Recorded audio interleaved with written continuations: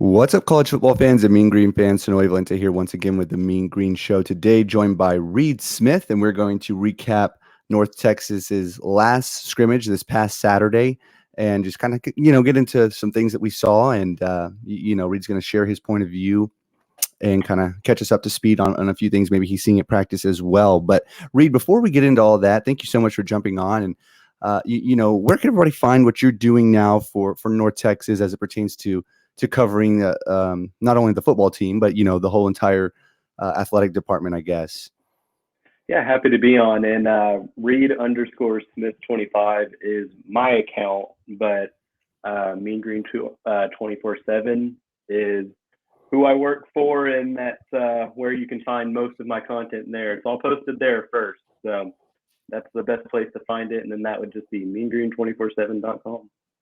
Yeah, and guys, if you haven't already, you should really consider subscribing to Reed's page on Mean Green 24/7. Matthew Bruni was the one. I don't know if he was started it, but he's the oldest one that I know. So Matthew Bruni, then John took it over, and now Reed is carrying the torch, and always got some really good stories there. So anyway, we'll talk about the quarterbacks towards the end of this, and whether there's battle or not a battle, but. I wasn't able to make the first scrimmage. This was the only one I've been able to make, and was a little bit. I don't know. I get it. We lose Oscar Attaway last season. You want to be as careful as possible. But what I'm getting around to is, they weren't really going full fledged to the ground on most of the time. At least they weren't. They were trying to stay up. So, which kind of skews a scrimmage, if that's what you want to call it. Quite a bit. For both sakes, offense and defense, and. It wasn't really anything groundbreaking, probably just due to them trying to stay healthy, or maybe they just didn't want to, Seth Luttrell always talks about not showing his hand. So, maybe they're just trying to keep some things under wrap. I'm not sure really what the reason being is, but, anyway, so, it wasn't really too crazy of a deal, from what I saw anyway. But some players, did make some good plays. Bryson Jackson, who, last year I feel like didn't really live up to maybe the hype that as fans we thought, oh, this guy, maybe this, that, and the other, but seemed to be really active in last Saturday's very controlled scrimmage. And the play of the game, probably, and you wrote about it, was. Yeah. Probably Christian Lee making that catch from. Probably, yeah. That was the theme. Yeah, that was a nice catch, and I know we talk about Jake Roberts and Barquise Gums a lot in that tight end room, but man, Christian Lee, he's he's not bad. He's pretty good. Yeah, so a lot of depth there, and kind of, in defense again with them not going forward to the ground.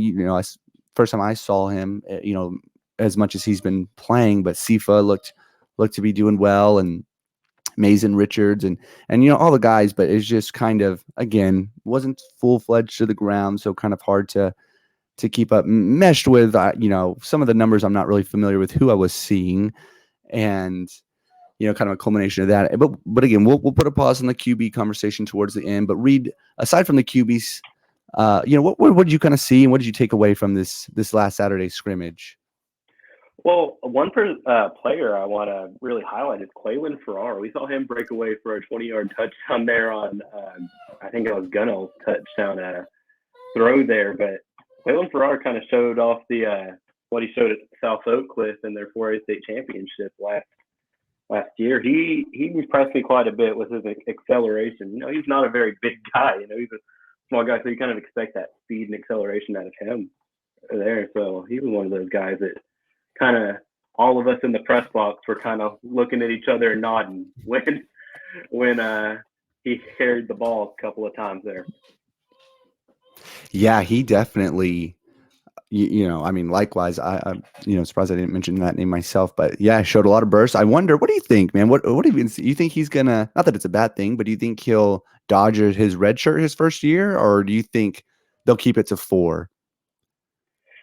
I would imagine they probably keep it 4. When you have a running back room that's that deep, those top 3 guys, they could all start for the team. And Akaika, Oscar Attaway, and Isaiah Johnson, they could all, equally carries a load of the running back room as they kind of did last year with Adaway down. But yeah, I wouldn't be surprised to see it go either way with Farrar, whether he avoids the red shirt or plays a little bit this season. With UNT and Latrell's offense being such a rushing attack most years, you'd imagine that maybe they'd want to they'd run a fifth running back, but you never know. Yeah. Yeah.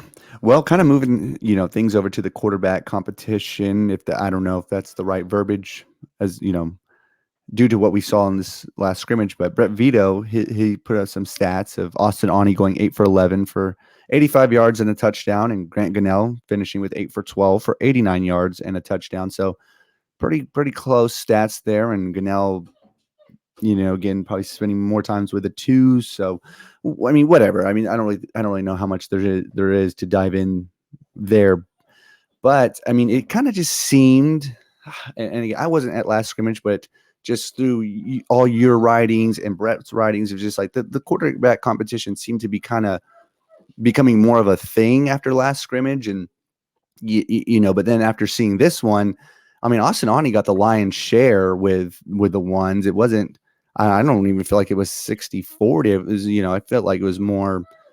75-25 with the ones as far as Gunnell getting in there. And I mean, that just didn't display what what you would think a QB competition would look like. Not to say that there even was one or is one currently.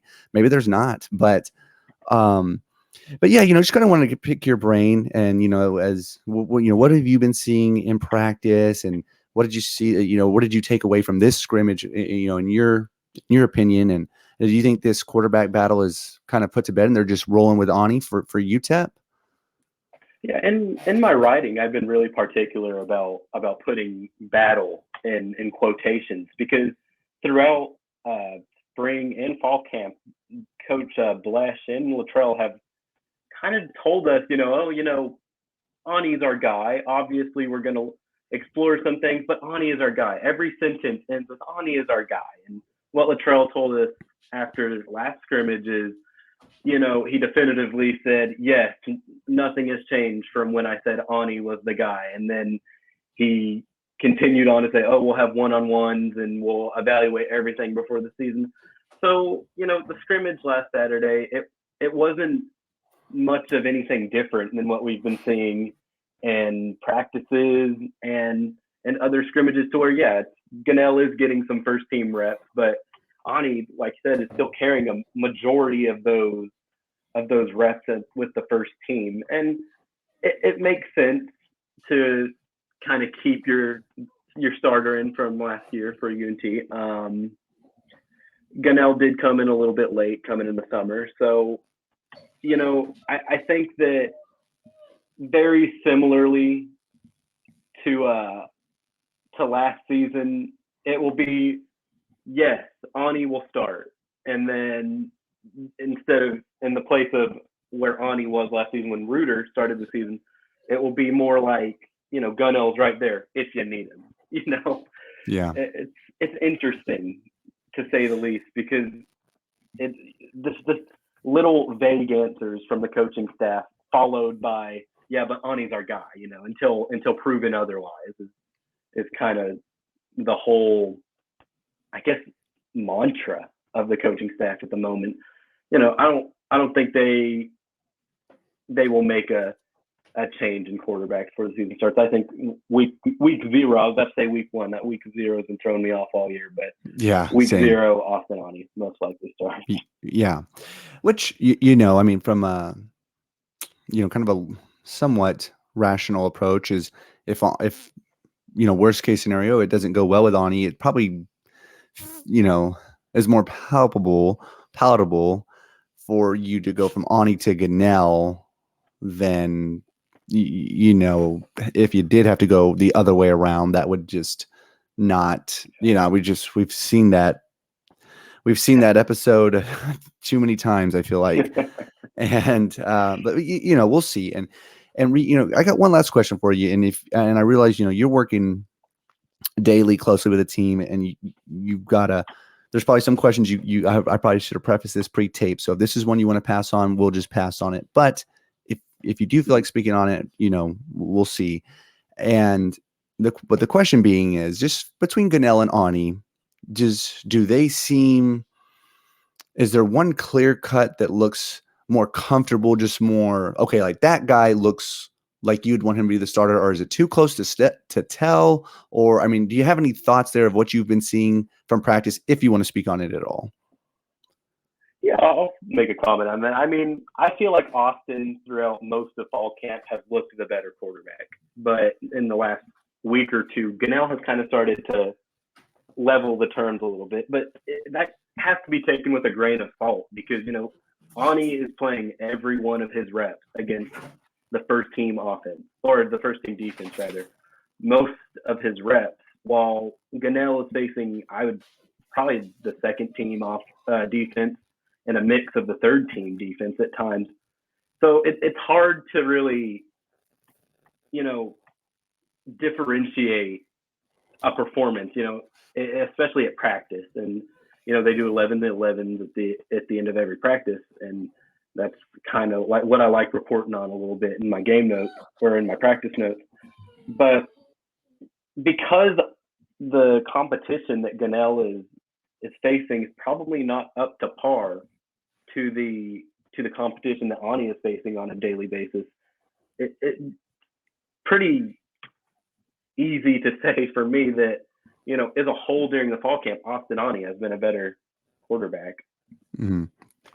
Yeah, well, interesting. I mean, we'll see. I mean, UTEP is pretty high risk, high reward. It's a must win, just to say the least. But well, hey Reed, thank you so much for jumping on. Best of luck this season with your first season covering the team, to my knowledge, anyway. And yeah, I had one season before that with the daily.